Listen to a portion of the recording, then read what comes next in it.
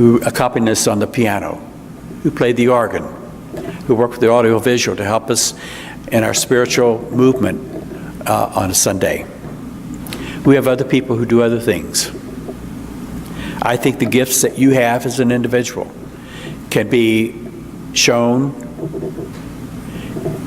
in your workplace, in your home, and even to strangers. These are examples of what John Wesley was talking about, the fruits of the Spirit. Those things that we do because we have a love of life and a purpose. In the gospel that was read this morning by Jacob, Jesus is getting ready to leave his disciples. And this first part of it I wrestled with a lot because the verb tense changes all the time. And it says, now the Son of Man has been glorified in him, and God has been glorified in him. God will also glorify him in himself. So you have future, past, present tense, all those mixed in together. But as I've studied it, I understand what it's saying, I think, when it says that Jesus has glorified God in his life on earth, and God has also been glorified by Jesus. But it goes on to say that God will glorify him in himself. And I think that's what we all take.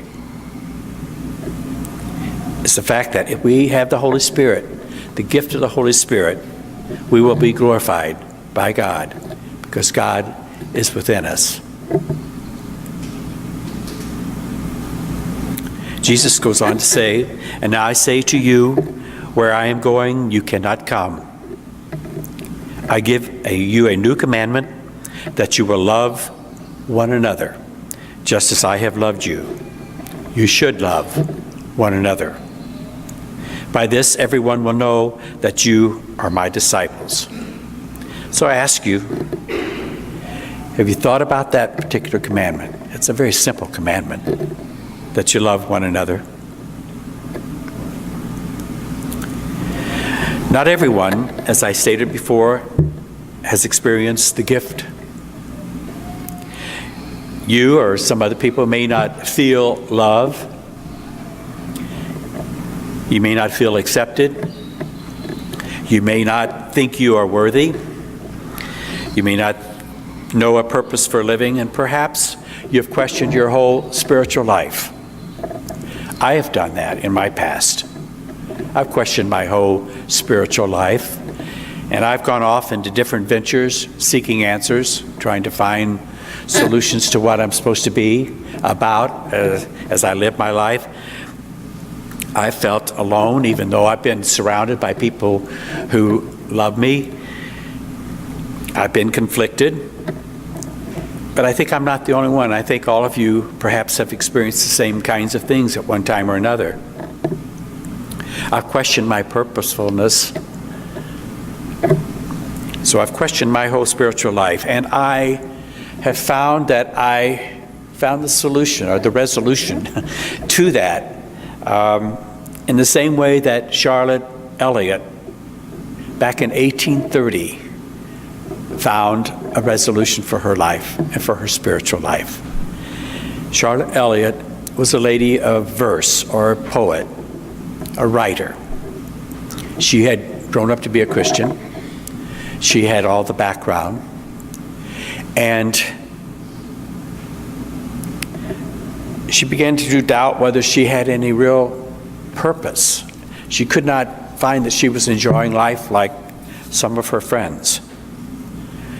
And one night she was kept awake, distressing thoughts of her apparent uselessness, and she questioned the reality of her whole spiritual life. And she wondered whether there was anything better. She felt compelled to write, obviously being a writer. So she took all the great certainties that she had about salvation, and she began to write them out, express herself. And she found her formula for faith. Hers was a heart which always tended to express itself deep in verse. And she restated herself, and she found that she had found the gospel of pardon, of peace, and of heaven. She found her comfort in her poem. And a poem became a very moving hymn. She found acceptance in the beloved for just the way that she was. She realized she didn't have to be approved by anyone. She sought Jesus on her own. She found that a trust in Jesus was all she needed. The message in her poem and song is a call for reflection of life, a reflection of our spiritual life.